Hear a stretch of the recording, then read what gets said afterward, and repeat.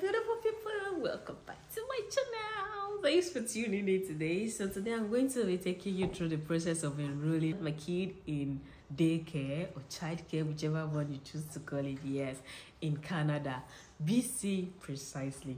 So the first thing I did was to get the list of daycares near me. Yes, I really wanted one that was going to be close to me. It is important to consider distance when you're choosing a daycare for your kid. Yes, this is because you need to choose a trackable distance sometimes, like just choose a place where it's easy for you to take them in and take them out. Yeah, very important. So I chose ones that were close to me and I started giving them a call. So in Canada, one of the things that you may be familiar with is waiting list. You have to wait for almost everything. So, you know, when we started calling, it was a case of, we don't have a space until December, we don't have a space until July, you know, blah blah blah.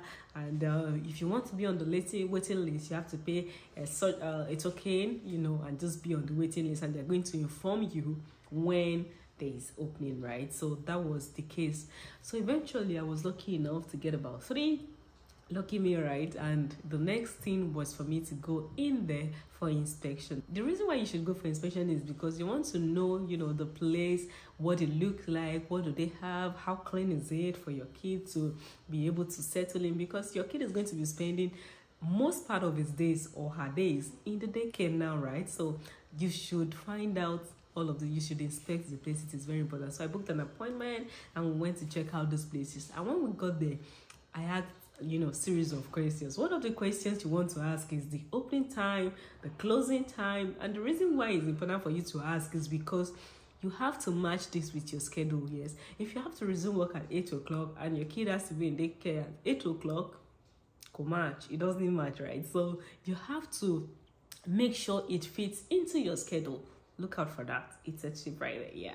So yeah. So you have to, once you're able to find that out, also find out if there's any penalty for picking up your child late. Yes, because some daycare actually fine you for not picking up your child early. This is because they say that, okay, they have to go home, yes, and also they say some kids cry when they see other people coming to pick up their kid and their parents are not there yet. So they want to try to discourage that. So they put like a strong penalty for not picking up your child early. So you need to ask, what are the consequences for not picking up your child early? So yeah, so after checking out the places, and when we settled for one, I think the prices of the ones we went to check around that time ranged from 900 to 1,300. I would say this is because of the area I stay. For wherever you stay, it could be lower, it could be higher, right? But for where I stay, it ranges between 900 to 1,300. And there was also a fee of $100 for the form, for the registration form. I don't know how it is in other daycare, but the one we settled for, that was the fee at the time. I think after that time, after about 2 months of my son resuming, there was the government gave like half. There was a slash, yeah, about half of the cost. So we got lucky, right? So after 2 months, we didn't have to pay the original price we started with. Also, after paying the registration fee, we were sent the registration forms into our emails, via emails, right? And we had like, it was a lot of form, it was a lot of documentation. And at the point I was like, it's just daycare, right? But then when we started filling the forms, I found out, I realized that every detail of the form, like, it was actually very important. They were going to ask you the allergy of that child, what is the child's best food, best snacks, how do you discipline the child, how do you settle the child, how do you, you know, questions like what is his favorite toy, his or her favorite toy. All of these questions they ask you. They ask you for their care card number. They ask you for your doctor, your family doctor's contact, just in case of emergency. They can call this number. They ask you for like a little note or letter that they can read to your child when he or she is feeling like, you know, out of the home and they're missing home.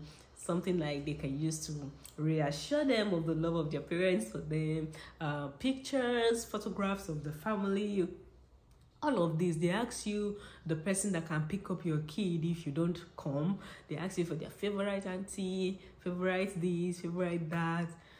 It was a lot of documentation, and eventually I saw the need for it, to be honest. Also, there was a consent form that you had to consent to them taking photographs of your kids. You need to consent to them taking your kids for a walk, because they do that here.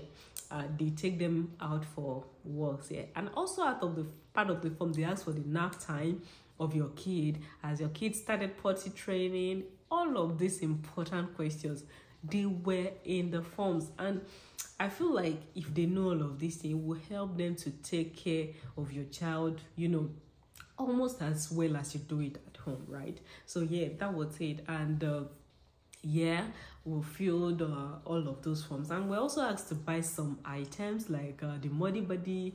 In Vancouver, for example, is almost always raining, right? So I call it Vancouver, but yeah, so Muddy Buddy, rain boots, flashlights in case there's a light out, even though it's not regular, but just have it just in case.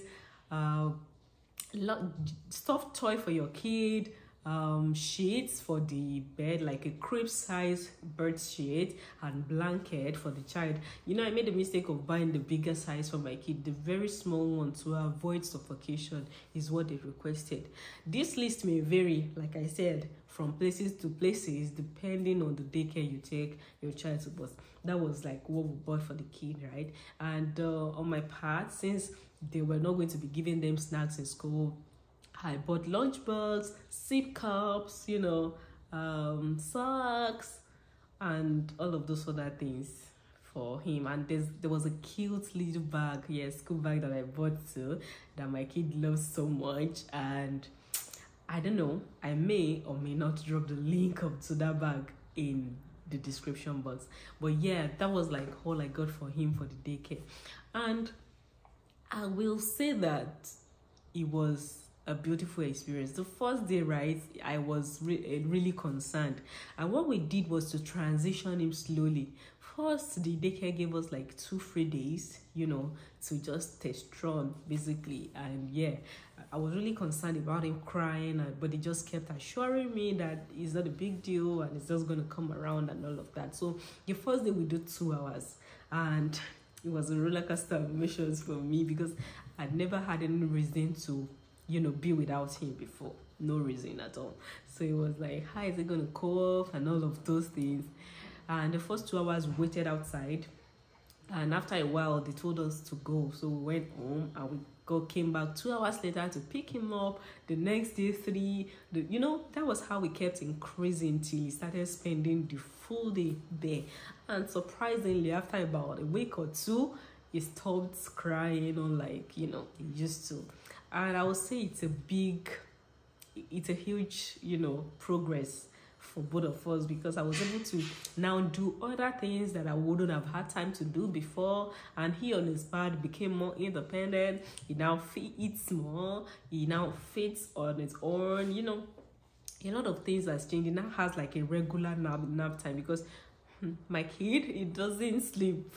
He doesn't like to sleep, but I think since he started attending daycare, it has really affected his nap time positively, because by the time it's around the time they take nap in daycare, you start seeing him feeling, sleepy and all of that. So, he eats on his own. It's just a lot of development. Has learned more words since in daycare, and I don't have any regrets actually sending him to daycare. I don't have any regret at all. So, I think that once you're preparing to take your child to daycare, these are few things that I think you should do. Make sure that start training the child how to eat on their own. This is because they have so many kids to cater to in the daycare, and they're not going to be feeding them one after the other. They're going to allow them to do it by themselves. So start to train your child. If you intend to take them to daycare, so start to train them on how to eat by themselves, and try to give them like a stable nap time around noon, maybe after 12 p.m. or maybe 12 p.m. Yeah, try to make it easy for the teachers to be able to transition them slowly into the system of the daycare, take them out for walks. Just try to make them as independent as possible. Thank you for listening to my tete-a-tete. If you have any addition, comments, or whatever, just drop it in the comment section. Make sure to like, subscribe, and share. Thank you. See ya.